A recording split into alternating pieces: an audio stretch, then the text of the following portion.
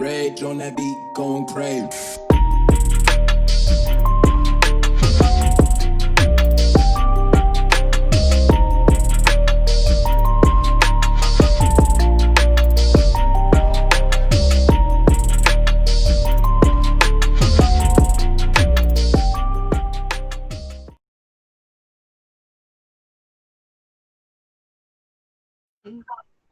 So talking about the Dark Night of the Soul, after I went through it with y'all's help and Zach's help and my son's help, I realized that as a child I had been afraid so much that my nervous system had like frozen, and there was fear like locked inside my nervous system.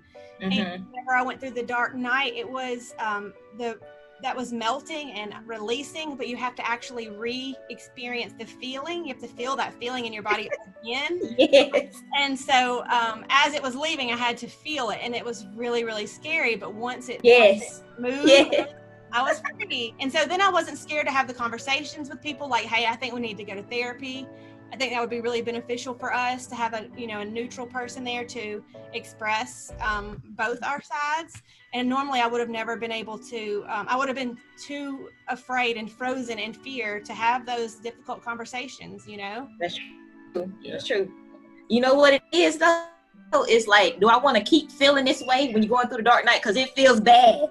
It's like, do I want to keep experiencing this, or should I talk about it and release this and feel better? So I say it's easier just to go ahead and choose that option. Because the longer you hold on to whatever that ideology is or whatever you're going on through that you won't release, you'll keep feeling that same way. It's like depression, a great depression. Yes. A great depression.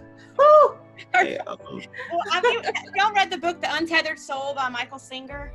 No, I haven't read that. No. He talks about something similar to this, and he gives like the analogy, like if you had a splinter in your hand and you just wrapped your arm up and you just said, hey, I can't use this and I can't touch anything and I got to be careful, I can't bump into anything, and taking the splinter out, you like live your whole life like, hey, I can't use this hand, don't bump into me because it's hurt. And that's what I had done. I realized, instead of just going straight into it, feeling it, acknowledging it, and releasing it, I was just like, ooh, don't touch that part. Let's not talk about it. Yeah. I love that y'all said that. Wow. What I see happening in the collective, and talking layman terms, I know we're talking to people who can watch this. We all identify something. We all identify a weakness, and we attribute that weakness as who we are. We identify with our ethnicity sometimes. We identify with our culture, our religions. And what the spiritual awakening is the time that God or Creator comes to you and says, hey, I'm going to show you behind the curtain.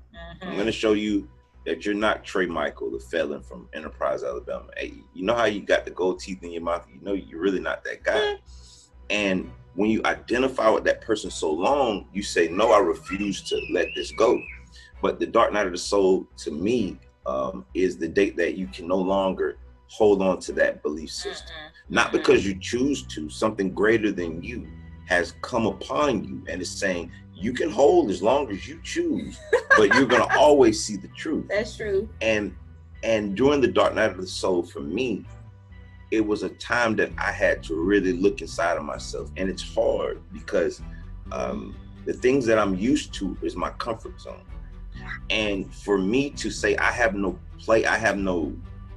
control over this part, and I have to see the truth. I have to realize that, hey, me going to these spots with these people is not fruitful for me, and to have to separate from everyone and to be called lame or it goes deep. And I believe this, and I want to say this. I believe the whole earth is going through a spiritual awakening or the dark night of the soul. Yeah. They're being faced with their truths, and their truths are being shattered because we have now expanded, and it's not easy. It's not easy to unidentify with everything that you identify with. Hey, baby boy. And it's a hard journey. Yeah. But at the end of it, it's light at the end of the tunnel, and you will become a greater version. And I'm thankful for my dark night now. Yeah. Thankful. Ooh, it brought about a lot of change in my life. Yours too, right? Yes. It really opened up my throat chakra. I was really able to express whatever was in there because we were born into a society, especially as women, with the patriarchal way of being, that we should be sweet and good and nice. Don't ruffle any feathers. And if you're angry, then there's something wrong. You're really not supposed to feel angry. You're supposed to always. And a lot of times we have numbed ourselves and our emotions so much because we would get in trouble if we, as children, if we expressed anything that wasn't just making everybody around us comfortable. So I feel like I learned to really shut down my voice. My mom and them would joke around. They call me Mouth of the South because I talk so much. And so fear, they were playing, but they didn't realize that it really had an effect on me because I felt like my voice was something I should be ashamed of, that it was bad. It would get me in trouble. I was going to say the wrong thing. I was going to, so had so much fear around speaking and using my voice, and then actually really feeling my deep emotions that are so powerful. Whenever women can really contact that sacred, like that mama bear, fierce, protective feeling we have, it's powerful. Everybody better get out of our way whenever we feel that, you know. And so that's what got activated in me with George Floyd, seeing the that video. I think that really helped me to I mean, it was terrible, and it was something that I wasn't really forced to see. I didn't really see that. Whenever you don't see things, you don't experience them, it's hard to even understand that it's actually a part of someone else's reality.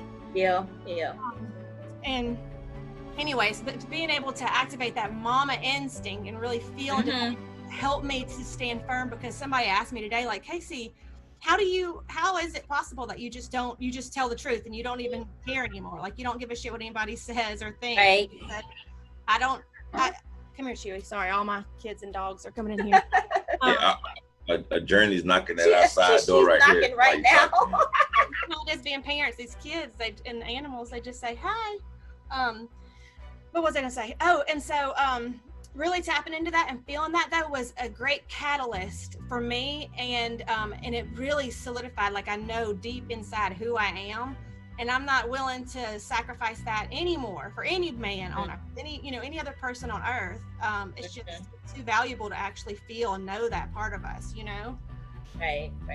Hey, I wanted to say something about females, right? Women on the planet.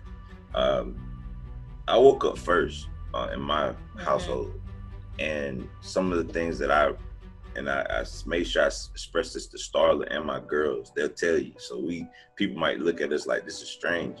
I told her that humanity has created this hierarchy. God is a he. Mankind, as leaving females out of it, and that's another part of the spiritual awakening. Realizing what you truly are. I know I was explaining to my wife that the last of the hierarchies of kings and queens on the planet, they all were females. The last pharaoh to rule in Egypt was Cleopatra. That's before the fall of Egypt, and that was a woman held the hierarchy up.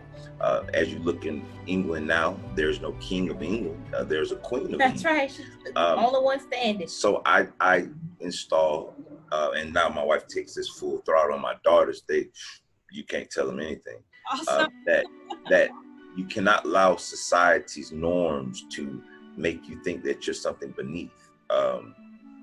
And when I'm saying this from the perspective of being the hierarchy class that benefited off of women being beneath you, that when you step out, like even what you're saying, this Black Lives Movement thing, I think it's more the females that were more assertive towards the change that's coming, because they have this nurturing being. That's right. They take care of those things that we say are dead. The human is dead. That all humans were birthed from a woman, regardless of your ethnicity. And that's something that relates to it. So I think now with the new world here, that it's time for women to take their rightful place and don't believe the ideologies that have come through all religions. A woman should sit and that was coming from a place of weakness from a man. I wanted to say this, and I told you guys I would try not to talk as much to give everybody opportunity to speak. Look at Casey. Hey, Casey, we keep it real. Hey, Casey, we keep it real with the people that's out there. You know how we know Trey's a talker. And it is women have abilities that men don't, and so do men have certain abilities that women don't. That's true. It's time for us to say, hey, what's your best trait for humanity? Mhm. And if this is your better trait, then let you lead in this station. If it's a better trait for this group to do something, and we come together as a collective to build the new world. But I was going to say this, it is time, and I mean this beyond time, this is time, not to try to tear down what someone else is building. So the old world, we're spending our attention like, let's tear this old world down. That's waste of energy. Focus on creating the new path. That's right, a new world. So if you ask my daughter, there's nothing that she can't do that a guy can do. Matter of fact, she'll tell you I might can do it better. Okay, Right, because her father right. told her that. That's right. She didn't just hear that from her mother, she heard that from her father. Mhm. And when you do this, you're giving a different perception to program the subconscious mind. Because as you know, everything in our reality, almost everything, is coming from what our experiences are. Your reality is nothing but a total sum of your experiences. And if we change those experiences, then we'll change our reality. And that's actually the hard part, which is the dark night of the soul, having to change your experiences because you become comfortable in those experiences. And it's not easy, but it's worth it, you guys. Yep. Listen, I just want to say this again. If people who are watching this, and some who are not, who don't know us, if you seen me and my wife years ago, we're not these people that you see here. No. When I say they died, it's kind of like the baptism. They were drowned and brought back up. Some would see Trey and they'll say, Trey, and they'll say, who is that? They'll say, that's the monster. That's the man that came and terrorized hoods where gang members were. I terrorized those people, Case. I don't mean that I was just a thug. I terrorized the thugs. I was the boogeyman to those people. And that experience meant that I got to see both worlds. Casey, I've also been privileged to stay around millionaire business owners and sit down and understand their mind frames. And when you use both of those and you bring them together, you can find the balance in between both. And I know I strayed off the topic of it, but I'm saying this because we all have an obligation to the people right now more than anything to be the light, to show them. So I appreciate you giving us the opportunity to express what the dark night of the soul was to us so that they can understand it and hopefully benefit from it and be their better version. You know? Yep. Carla, so what was your dark night of the soul? Like, what brought it about? What did it feel like? What did you personally experience? Okay. My dark night, I can tell you, because I was this selfish person, self all my life. Like, I'm just worried about me, not really concerned about nobody else's issues all my life. I was never an empath, I can tell you that. So what brought mine about was that the universe had to say, knock on my door and say, wake up, Starla, quit focusing on yourself. I was so selfish. When I look back, I hate it, but I'm not that person anymore. Thank God. The dark night put me through some great things. Depression, I tried to drink it away, girl. I tried everything, but it was saying, stop, release it, that being so selfish and not thinking about anybody else but yourself, and that's what brought me out the dark night, was to realize I had to make a lot of changes, a lot of sacrifice. I even changed the food we eat, the stuff we listen to, I used to sleep all day. I did not wake up early. Matter of fact, anything that I did the opposite. Yes, she actually did. I changed everything to come out this depression, because it was depression, let me tell you. And I like how you said that. It's the misery that you experience. Yes, that makes you want to change. It's the catalyst that pushes you towards saying, okay, I have two choices. One, I can sit in misery, or two, I can face my fear of having to change. Right. And listen, to me, it was a beautiful thing. Mm-hmm. Not experiencing it. Looking back at it. You're looking back at it. Right. It said, I probably would have never been who I am. I know that I wouldn't. If the creator or source or my higher self didn't send me fire. Right. Because listen, if I could have just sat on my porch, smoked my weed and did my drugs, right, and no fire was coming, I probably would still be that person. I know I would. But when the fire comes, now I can no longer sit in this seat. I can't do what I'm doing. But then at the same time, I have to face this thing that I've known all along that I had to face. And me being stubborn and Starla being stubborn, we held that for years. Yes. Like, I know some people say they went through a quick dark night. No, ours, Casey, was years. And that's that's before even the gang stalking stuff. And I don't really want to talk specifically on that because I don't want to dilute the particular event that occurred in our life or the particular fire. We just label it as fire. That's right. It's fire. Because everyone has different experiences. Yes. Is my internet connection okay? I was just checking. Yes, trying to make sure we can hear you. Yes, I can speak. hear you. I saw your mouth moving, but I couldn't hear you. But I think it's working now because I can hear you. Hey, I'll tell you something, and I'll let Starla. Don't let him be on the internet for right now. I'm talking about. I'll let Starla correspond on it. Starla used to have an ego, and I want you to talk about some of the stuff for me, and that way they can better explain. I'll tell you a story. We rode by a truck, and the truck is at, let's say, the stop sign. So we passed by the stop sign and we turned left. And Starla says, "Wow, that was a pretty black truck." And I said, "Starla, that truck was red, you know?" So she says, "No, the truck by the stop sign was black." And I said, "No, it was red." So I've only made it maybe 50 feet away from it. So I stopped, put the vehicle in reverse. I back up to the stop sign that we both agreed the truck was by the stop sign. And I said, "See, Starla, the truck is red." Do you know what her ego did? Her ego said, that's not what she was talking about. So she waited about 2 to 3 minutes and she looked through a fleet of cars and she saw a black truck to the very back by the oak tree. It must have moved. She said It must have moved. No, that's not when you said it moved. You said that's the one I was talking about. And I said, "Starla, where's the stop sign there?" I never said stop sign. And for my wife, and I'm parading her on this, this was passed on to her from her grandfather to her father. Her father even told me before we got married, he said that she might be tricking you. We have this thing in us, right? Yeah. Well, what we found out as time went was after she faced that ego, which was very difficult to have to say, "Hey, I'm wrong," or what I'm perceiving is wrong, it actually worked in her benefit now. So Starla's not as vocal as I am. So sometimes I know people like, "Hey, Trey, let her talk." Starla really is like telling me off the camera, "Trey, you talk. I just want to experience." But it's something that she has that's more beneficial for all of the videos that we do or anything that we do is this.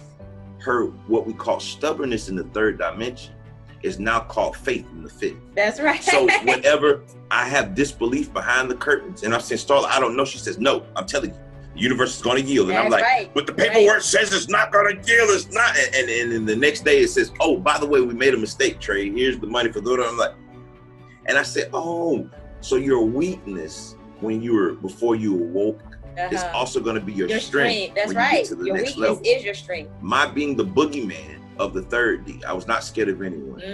And this is not to parade it, but I want to explain it. I robbed some people in Dothan before, street guys, kicked the door in, 10 people in the house. I laid the whole house down in the bottom in Dothan. Now the bottom is known for the worst hood in Dothan, Alabama. And my pride of being when I was asleep was so strong that I got a call saying the boys gonna kill you and they're looking for you. So in the 3D form, I didn't know that this was gonna be my blessing in the new realm. I drove all the way back to their house, Casey, to sit on their porch with 2 pistols in my hand because I said I'm not gonna hide from y'all from what I did. And I made them say they sorry for saying they're gonna rob me. And if you ask anybody in your mind, you say, what kind of person thinks like this? It was a person that didn't fear death. So when I woke up in the face of everything that you're seeing happening on planet Earth, I'm not afraid to lose friends. I'm not afraid if you're gonna kill me. I'm not afraid if you're gonna take my money and my businesses away. I could care less. I'm gonna stand on this rock of knowing that I am going to do what I said I'm going to do. And that's why Jesus, if you use the Bible as a relation, look who people he chose to be his 12 disciples. I know, right? He chose the worst of the worst. Listen, Saul was on the road to go to kill more babies, women, and children. He was getting ready to, the bottom people. Matthew was stealing the people's money. Like, "Hey, Caesar said you owed 3 penance, but we're gonna need 7 or you're gonna go to jail." So he used the worst of the worst because they could relate once they go back to the top of the mountain. I could go back to the hood and they say, "Well, you dressed like this," and I say, "Hey, where you from?" "I'm from such and such." Say, you know, boom, boom, boom. "Oh man, that's OG. I said, "Yeah, tell him, I know him." He's like, you wouldn't, a person like you wouldn't know him." I'm like, "Yeah, I think he knows me. He really owed me a couple more dollars back." But hey, and when you able to do that, go through that dark night of the soul like you did, like Starla did, like I did. If Starla sees a person that's stuck strong on stubbornness or believing they know, I can't teach that person. I can't give them the experience. So, but she can, because she's went through that phase to go. When you were talking about empowering of your voice, Miss Casey, being able to speak your truth even if your voice cracks, and that's a set from Ralph Smart. He says that all the time, speaking your truth even if your voice cracks. When you evolve to the greatest version of yourself with being vocal, you're going to be attracting to you millions of people. Now, and I always say this to you, Casey, you're going to attract millions of people who feel the oppression that society has placed upon women, women of all ethnicities and all backgrounds, to be servitude or to stay in the back, only speak when spoken to, don't have a voice out vocal than men. No, you need to speak and tell the men to be quiet. Hey, be quiet. You'll see a woman speaking. The creator of the heavens and earth, we're here because this is the truth about what y'all are. I hate to tell you this. The reason that they attacked you, Casey, human women, was because they knew that you were the creator. We just got to learn to step into our role. Me and you, Casey. Exactly. That's what y'all truly are. I'm sorry. I mean, I know men probably going to be mad, but history shows that it was women. And I'm a study of history. I would debate anybody on history. I love it. You could be a college degree graduate in history. I will debate you and I will show you facts, okay? That the reason that society suppressed you as women is because they feared you. The reason society suppressed certain groups in this world is because the society feared those people. That's right. An army doesn't go up and pull its soldiers up for flies and things. It pulls it up for other warriors. So now this transition, and again, I'm going to be quiet after this transition of the dark night of the soul to break through to the next is to know thyself. And when you know thyself, then you know what you're capable of doing. So that's all I have to say about that one. Again, I'm the mouth of the South Part 2. Well, you know, the dark night of the soul, Trey and Starla taught, another thing that helped me was to be able to understand my gifts more fully. I had to be able to walk like without seeing where the path was. I had to be able to take that step, have the faith to step. And as I continued to follow and take those steps from my inner nudge, you know, I could see my gifts more clearly. I told you this on the phone, but what I understood was my voice is very important because as an empath, I can feel, and I've told you this, Trey, that I can feel into the collective energies. I feel like I can connect with most anybody just based on my own unique experiences and how I process it and feel it in my body. And then you can use the word Holy Spirit, or my intuition translates that feeling into words for me to write, to say on my podcast, to put on a YouTube video, whatever unique format that it needs to take. It also gives me that information before I even do it. So it is important because I think that just being a truth teller and maybe like I have some gifts of prophecy are just who I was created to be, but I didn't know, like, my greatest gifts were my biggest fears, like the things that I was the most afraid of. But now I don't feel as afraid. If you go back and listen to my very first ever YouTube video, I was just, my voice cracked and I was scared. And now I feel like I can stand up, my shoulders back, my voice comes from like a deeper place. It's not like right here, like, hey everybody, hope I'm allowed to be here. You know, now solar plexus now, right? Yes. So I don't have that fear that was really holding me back. I feel like and I'm not saying I won't experience that again, but because I have, and I know I made it through it, I'm not afraid to feel that anymore because I'm like, I got this. I was born to be able to handle this. I'm strong. That's right. And so anyways, there's no feeling that I'm afraid to feel. That's how I navigate through things, is based on a feeling. I like that too. Because if you're afraid of death, you're afraid of what it would feel like to die, or what's your family going to do if you die, or, you know, all these things. How does that feel in your body? Can you feel that? Are you scared of it? I feel like I'm not anymore. Can y'all hear me okay? Yes, we can hear you. Okay, my kids are all on the internet in there, so I'm like, we had a little cat jumping in the back screen. I just thought it was funny. I really enjoy doing things like this. And what she just said then was she had to go to her bottom, and now she at the top. Yeah. It's the only way you can learn. That's right. I always say too, tell them the plain thing, you know, in this duality reality we live in, the reason it is duality is because without negative electrons, you can't power the truck up, right? You have to have negative and positive outlets to start a battery. In order for a rocket to go upward, it has to propel downward. And it's us being at the bottom, which allows us to get to the top. Have you ever read the book, Hind Feet in High Places? It was a story about a goat, and it wanted to follow the shepherd to the top of the mountain. And on the path to the mountain, it ended up like crumbling its hooves. Every step of the way, it was breaking its hooves. And it was like, oh my God, shepherd, why have you abandoned me? Well, the thing that it asked the shepherd in the beginning was to show me how to leap up to the top of the mountain without taking the whole year to get there. And the shepherd told him which path to start. Well, by the time it got halfway to the mountain, its hooves were so battered and broken that once they healed, they were in different shapes, right? And now he realized that his hooves would catch on to the mountains and he would be able to leap. So the process of breaking his hooves was actually the process for him to be able to scale the mountain. That's crazy. Which is the same process for us. It's going from that low point, and it was that low point that was the blessing. Getting to the top of the mountain, that's just what comes with the blessing.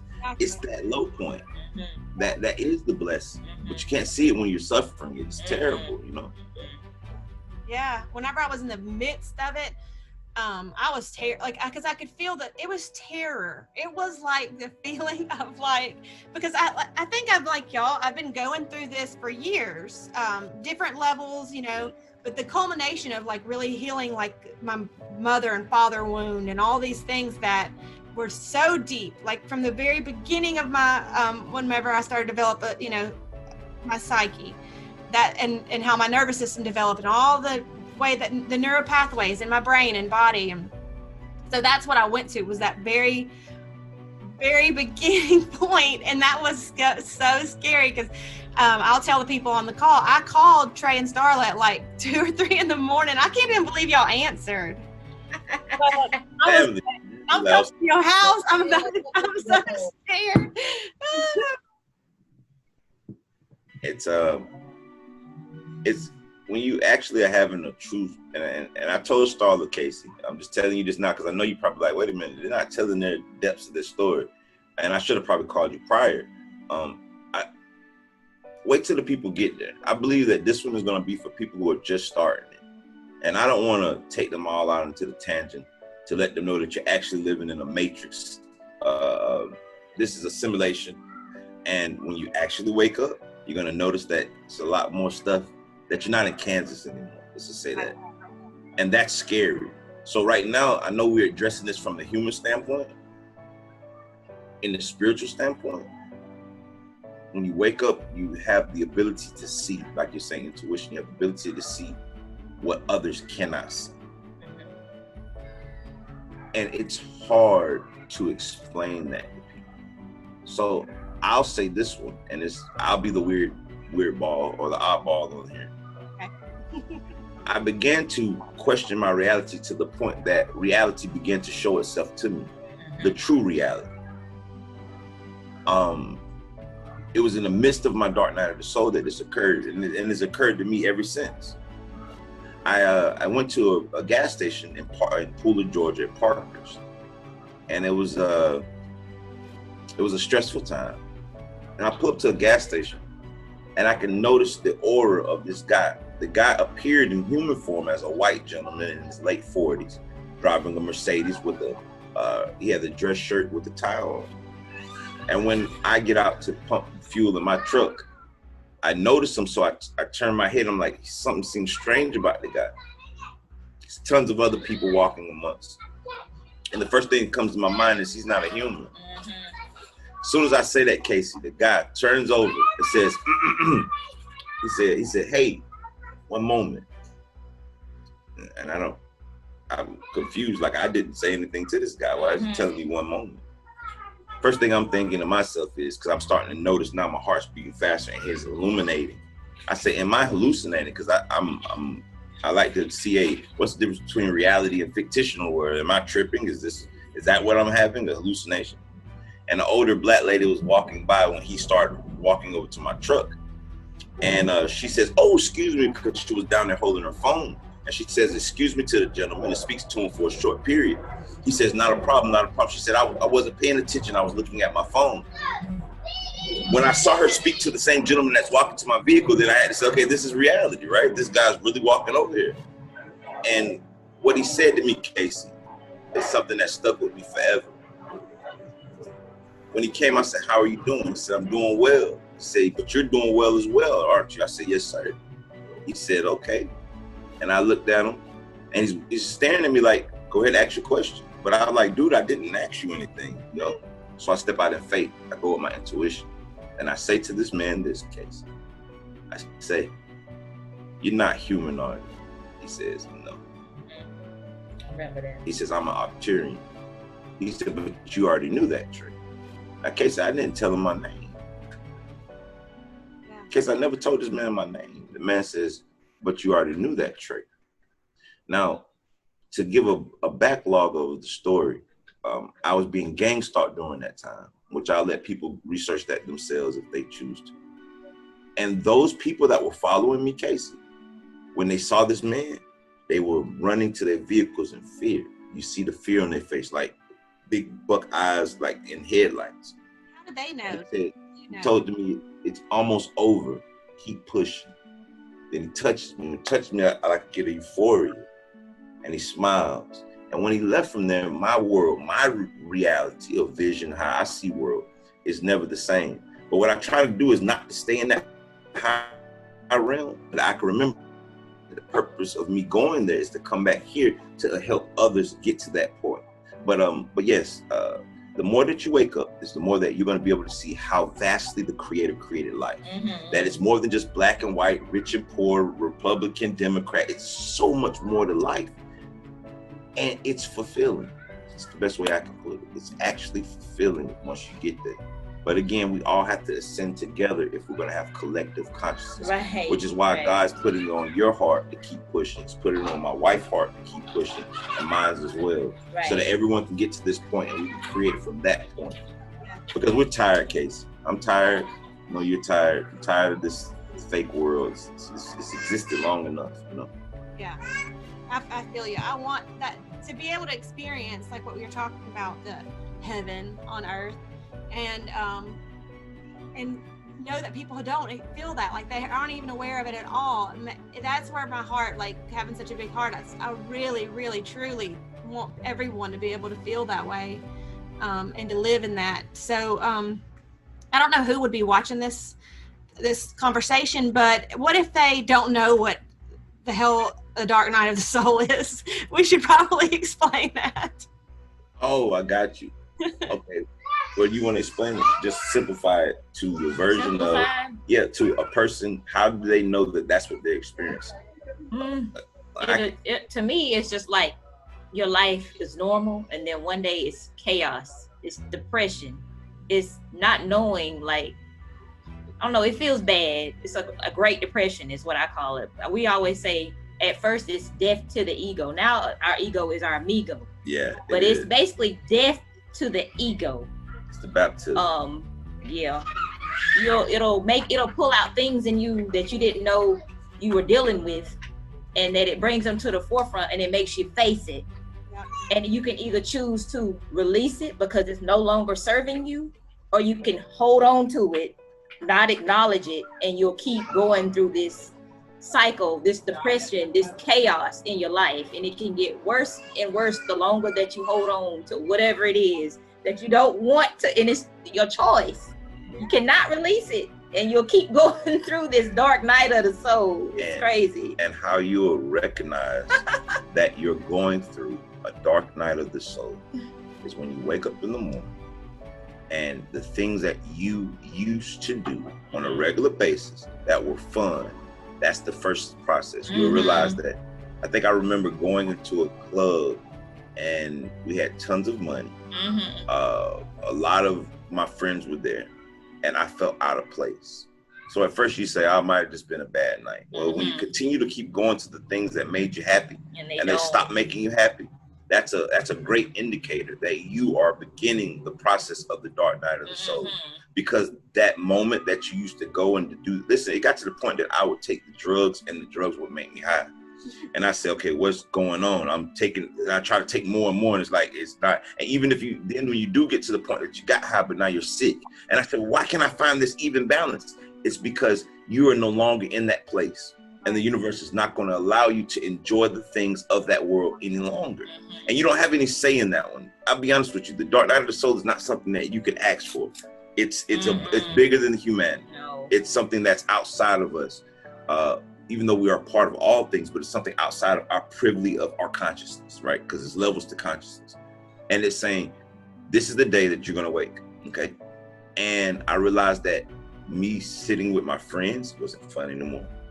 I even went to the point of saying, okay, forget it. I know how to make fun. Let's go and take one of these big trips and ball out. And they were happy. I wasn't. And it was like, let me go out to eat, and the food didn't taste as good as it used to. I used to enjoy the environment, and it forced me to like my wife said, it forced you to say, why am I not enjoying this? And you can either stay in that repetitive motion of never enjoying life ever again. I mean, that's a sick choice to choose. Or you can say, well, I'm gonna have to find things that I enjoy to do differently. And that's the dark night. Because everything that you're going to try to bump into to enjoy is going to be misery. And then you're going to realize that it's everything the opposite of what you did. It is. Casey, listen, I know I was talking to you about music. I passioned music. I slept with rap music on. I drove every new album came, they would call Trade the new album. I said, yeah, just on my cell phone today, you know. That was hard to let go, but it no longer served me. So we replaced it with VYBO. We replaced it with books on audibles with music in the back. Frequencies. And although as lame as it was, it serves us.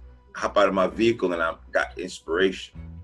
I don't thinking about twerking my butt, even though I'm a dude. You're not twerking your butt anymore? You need to stop. Come on now, don't ruin a wet thing for everybody. I think I quit that a while back. The dark night is basically just saying, wake up. Wake up to who you really are. Wake up. I love the way y'all describe this because like the drugs stop working, all that stuff. Yes, nothing is ever as fun anymore. And you're like, what, why? And I know that people will try to do more and try to, you know, like you said, try everything. And I don't think that you can control when it's going to happen, like you said, because that's what I realized whenever I just went through what I went through. Like, oh my gosh, no matter how much I wanted to wake up or no matter how much books I read, it had to happen. It was like a ripening, just like I can't make the peach be ready on the tree, you know? Yes, ma'am. Exactly that thing that nature had to kind of, every single thing that ever happened to me and everybody that had ever been in my life and every single thing that ever happened to them, all, you know, was interwoven and played to that point where it happened. I was like, oh wow, well, I could have been a little easier on myself a lot of the times because I thought that I was just had to figure it out. But there was nothing I could have done to make it happen or prevent it from happening. Correct. Only thing you have control over is once it happens, how you address it. What they say, don't change the sun, don't change the weather, don't change the seasons, but you can only change yourself. And when that comes to you, if you're watching this, if you don't mind, I'll put this on our YouTube channel as well. And when it comes to you,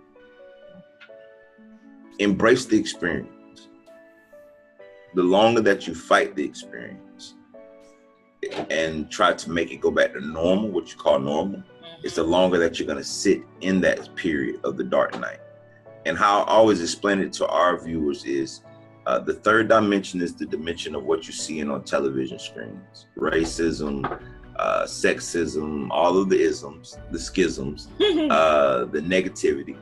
The fourth dimension is the breach between the two, between the fourth, the third, and the fifth. And in the fourth dimension, you're secluded away from humanity. People don't accept you because the people in the fifth can't accept you. People in the third can't accept you. It's a place where you have no home. And it's a place where you and only you and the creator or your higher self will be there to speak to each other. Mhm. And in that place, with no outside interference, because again, I woke up prior to my wife. She was the person at the third calling me the crazy man, calling me these things. Yeah. And then when I finally transcended to the fifth, she was finally going to the fourth. Now, because I'm in a different radio station than her, I can hear her and I understand what she's doing, but I also know the process that she has experienced this herself. That's right. So as she took almost the same amount of time it took me to finally make it to the bottom of the fifth radio station, and then all of a sudden we came in tune. And the reason that the world disconnects from you, I look at it like a radio. Okay, if it's 3 channels, 91.1, 91.2, 91.3, right? Everybody that's on 91.1, which is the third dimension, they all are in sync. They call you for the parties. Hey man, we got a pound, it's rock and roll. You know, they're gonna intertwine with you.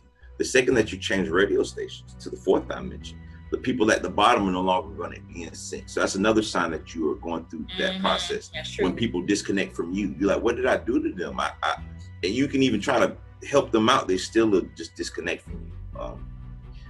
And there you'll be alone.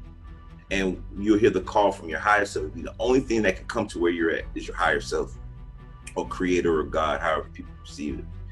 And it's going to give you things to change. And you're like, no, I'm trying to get back to the bottom. Screw this. I'm not trying to change this. Get me back to the bottom. And the second that you make those changes, you'll go to a frequency. And this is when it's going to tweak you. You'll go to a frequency that you've never experienced. You'll go to a frequency that you never even knew existed. So the seeing other beings speak to me. You'll go into the frequency of people that have wealth. And I'm speaking of wealth, not meaning money, wealth as a happy life, which brings money, right? And you'll say, well, why didn't I ever bump into you before? And I know as you get there, you say, oh, I wasn't on this radio station. I wasn't on this frequency. And I think one more thing I want to add in there. And I'm saying this for all the people who have made it to that fifth frequency. This is one of the issues that I've been having with the spiritual community. And I try to explain this to them through experience. You didn't make it to the fifth frequency for you to enjoy the radio. You didn't make it there so that you and your wife, because me and my wife, we can go travel we haven't been to work 2 years, and I'm not getting that, but it's easy so that I can just disconnect from the lower frequencies. Right. Easy to say, listen, let's just go to Cancun, let's just trip out, this first class flight, fly out. You can easily do it because you're like, it's so draining at the bottom. But if you are a rainbow warrior, if you're a light worker, if you are a conscious being that came here as a human being, then you got to get off your ass. Make sure I say this. You have to get off of your ass and assist the other part of yourself. That's right. Because you are not just Trey or Starla. You learned it in the third dimension. You are the whole sum of all humanity. So when my white brothers and sisters are suffering, how dare I stay up in the fifth dimension, in the higher realms of consciousness, learning all of my 7 chakras to my crown? How dare I? My people suffering. My black brothers and sisters are suffering. My Indian brothers and sisters are suffering. My native brothers and sisters are suffering. My Hispanic brothers and sisters are suffering. I'm the big brother now. So then you say, oh, you brought me here, university. Yeah, there's some work to be done. He's like, oh, okay, I got it. And he's saying now it's going to be easy for you to go to the third and the fourth dimension, Trey, because you know how to get out of it. Yeah. So now when I go to the bottom, I'm not stuck. Right. That's how I feel. And I like that. I don't know who said it, but the quote that we're not totally free until we're all free, because we are connected. And so I know I've been in a lot of, or been in spiritual communities myself for a few years, where spiritual bypassing is a real thing. Like, it's literally like people become so, immersed in the dogma and the teachings of the spiritual. What did that say? Did it say something? I can't read it. I hit this button on my screen. It was some advertisement thing popped up. And to get, then you just basically, just like you say, go on and disconnect and just live in your own little world, disconnected from everything and denying what's actually happening to other people. And I've seen this firsthand, like whenever there were kids in cages down at the border. And I was speaking, I swear. Yes. How can we sit on our horse can't. The You know, children are suffering in cages. and to see people be like, well, that's just part of their karma that, you know, they just have to live through. There's nothing we can do. I'm like, wow. that's what I would hear in the spiritual community is like some people who read the Course in Miracles, you know, this book, The Course in Miracles. Mm-hmm. And it has all these mental things that a lot of times it's helpful to kind of detach and to go on into the fourth dimension like you explained. But some people get stuck there to where they're detached from reality in a way that's harmful to other people. It's abusive to say like, I see those kids, but only love is real and only God is love. And that's so that we always get it. Kind of figment of my imagination. And if I respond or react to it, that means something about my spirituality, that I see that there's a problem and that there's something wrong with how I'm seeing. And I'm like, no, there's nothing wrong with how you're seeing. My 3-year-old could see this happening and know that it was not okay. You know, he would. That's right. I love you saying this, Casey. That's right. Casey, I love that you're saying this. This is crazy, ain't it? Yeah. Because this is what we've been getting called out left and right. And I'm telling people, I want to say this too. Knowledge is knowing over the ledge. Knowledge without consciousness or the soul, the spirit, is futile. So for all of those that read the higher books and you understand the crown chakra, the third eye chakra, the throat chakra, and you know all of these words, they're nothing more than words. That's right. That you cannot implement into reality. So I say this to all those that say that you are so high and you should not come back down. Yahshua, or Jesus as we scream, he can walk on the oceans with his feet. That's disconnected from humanity, right? Right. But he spent his entire being walking amongst the whores, that's right, the murderers, the killers, and the thieves, because he knew his job. He knew himself. Buddha, they said Buddha would teleport from one side of the river to another to start teaching his message as a guru to other people. Okay, guru, he could have easily went into the astral planes and strived into only his awareness of consciousness. right. But there are levels to this shit. Yeah. It's levels. It is. You have singular consciousness, which is the knowing thyself. Then you have collective consciousness, when you bring consciousness to humanity. Then you're going to have galactic consciousness, when you're going to realize, wait a minute, it's more than Mother Earth and planet Earth. After you've connected to the trees and the butterflies and the things, then it's going to say, hey, did you know that there's other star systems? It's time to connect with those. And then once you get galactic, you're going to get universal consciousness. So this is a never-ending process about how we all are one. One entity, one atom, split from one cell, because the process of mitosis is there's one cell, and that cell splits itself into other cells. This is how you have babies. This is how you have us. This is when the sperm hit the egg. The process has been going on for eternity. But you can never forget that you all are the original cell. So after that cell creates the foot, the arms, the legs, the organ systems, the eyes, the brain, after it creates it all, we start to identify with particular cells, but you forgot you all came from the same cell. So if that's the case, then that means if my foot has an issue, that means I have one. That's right. That's right. That means if Casey has a problem, I have one. That's why I'll answer the phone at 2 in the morning if you call Casey. Do I want to? Probably not, but it's my family. A part of me is calling me. Right. So do I answer the call, or do I stay on my higher levels of consciousness and use sick ideologies to keep me grounded into my own blissful state? I am not going to be at peace, nor is the Creator going to allow me, because I'm a warrior. I know that I'm 144,000. I've known this since I've been born. He's not going to allow me to live in peace until I am attributing peace to humanity. And that's what the process we all are on. But right. Come on now, baby. What did you say? What did you say, Casey? That's what we're doing right now, baby. Yeah, that's exactly what we're doing. That's exactly what we're doing right now. And another thing I wanted to say, add to this was, but I'm so glad that you chose to call us at 2 in the morning. That means that how you were feeling right now, you wanted peace, basically. So you tried something that you thought was crazy to call them at 2 in the morning. But you did it. So that showed the universe that you wanted to change. You accepted the change, and you probably felt better, right? Oh yeah.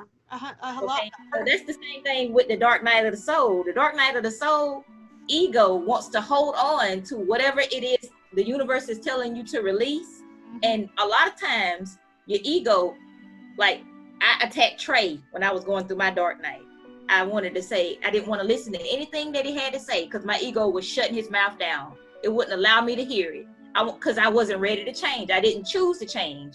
So that's why I kept going through it. I wouldn't listen to his advice. As a matter of fact, it made him be my enemy. I could not hear him when I was going through my dark night because I didn't choose to want to change. So I'm glad that you wanted to change and you reached out for help, which I didn't. That's why I kept going through it. But the ego will shut down people who are trying to help you while you're going through your dark night. Your ego won't allow you to hear them. Yeah. You have to choose yourself to make that change. And when you do choose to sacrifice is a big one with the dark night of the soul. Change and sacrifice is what puts an end to your dark night. Yeah. And I want to say too, if you are watching this and you are one of the awakened people, the reason people are attacking you is because, and I'm gonna tell you what my friend Nathaniel Spiel told me. Nate said, Trey, do you know why everybody gets mad at you? I said, I really don't know. He said, because when you come around, it's like you're a clear mirror. He said, we can't find, you don't do what we do. So when you come around, even when you're quiet, Trey, you make us see our true selves. That's true. And I call him my little brother, man, Nate. And that's, so if you are a light worker and you're in this point, like some of the posts Miss Casey put on Facebook, right? It was from her being. But what it did was, it was like putting a mirror up. And I knew that I'm a cheater on my wife, and I don't want to, I see my mirror. No, you know. Right. And so instead of saying, let me change what I see in the mirror, I say, let me destroy the mirror. That's right. But you have to hold as being the mirror without casting judgment, because they're going to judge themselves by looking at your life. So when Trey doesn't glorify money, and the guys are like, I remember my friend, he wanted me to, he was like, oh, he got this company now, I'm gonna see him change. And he see me as humble. See me at Walmart still buying Walmart t-shirt shirts when I could go buy the polos. My conscience, I realized, it's a waste of money to some extent. You know, I purchase from time to time. And to stay humble, you end up being the light. You end up being the person that they're striving to be. Now, here's the kicker though. Don't change the moon, don't change the sun, don't change the season. Still be who you are. And when they are ready to drink from the water, and only when they will come to you. Yeah. So I'm gonna say this right now. That's true. And people that's on my page, they always comment like, Trey, you quit always talking about it, because I got like 20 people that knew me pre Dark Night of the Soul during it and know me now. They say, bro, big bro, why in the world you still look out for us when we abandoned you? I said, because I was no more and I'm nothing. Remember, I'm just a part of all the sales, okay? I just had the position that I had to let the sales connect to me so we could keep traveling, right? I said, if I didn't come back to get you when you was ready, I said, then what was the purpose of the Creator taking me to the next level? No purpose. You know, they tell you in the Bible that the shepherd will have 100 sheep, and one sheep gets lost. He'll leave the whole flock to go find the one sheep. That's right. So then how do us on this spiritual community level believe that we are so high upon the mountains of tops that you're no physical good? You're so spiritual minded that you're no earthly good. Jesus himself, the great sage, even though religion labeled him as something different, he was a sage, he was a guru, he was a person that was so in tune to himself that he probably was on the 9th dimension. I know. Right? And here we are on the 5th or the lower 4, perceiving that life is only the reflection of what's inside of us. So that child suffering doesn't matter to you, right? Those kids that are right now, as me and you are sitting here, I'm pretty sure that AC feels good where you're at, right, Casey? And this porch wind, it feels good right now. That they're not experiencing that right now. I mean, right now. And the parents who want their babies back, you know? And the babies want their mothers and fathers. So what happens if all of us, Casey, on the planet Earth today have that same awareness? Casey, it wouldn't be a guard to guard those people. It wouldn't. It'll be 400 something million people saying, y'all finna let them go, and guess what the country would do? Let them They go. will open that gate up with 400 million. And that's collective consciousness. It's when you can ascend the entire earth. And that's what's happening on the planet right now. And we're gonna come so strong, and I mean this, y'all. Mach 2 which means it was written. There's nothing no one can do to stop this. They see it now. We're going to start putting our conscience together, and we'll be able to move mountains. You see, and that's the process that we're on. It's starting to change. Systems are starting to crumble. Dismantle stuff that's hurtful to some people and benefits others. It's all crumbling. So I can see how powerful it is whenever we collectively focus on one thing together, listening to our heart. Like when your heart is calling out for you to pay attention, you feel that in your body, that you know that your heart breaks. Because I used to be afraid of what made me feel really sad, but now I see that my sensitivity is such a strength, because whatever breaks my heart is where I can put my attention, and I can, and because my heart breaks, I can speak to it, and I can get people fired up because it's true. People can feel it inside of them, you know. Right. That's right. So anyways, I'm excited about where the world's going. I can feel it. I know y'all can feel it. Yes. We just got to keep holding the light. Keep holding the light. We'll all get to the promised land together.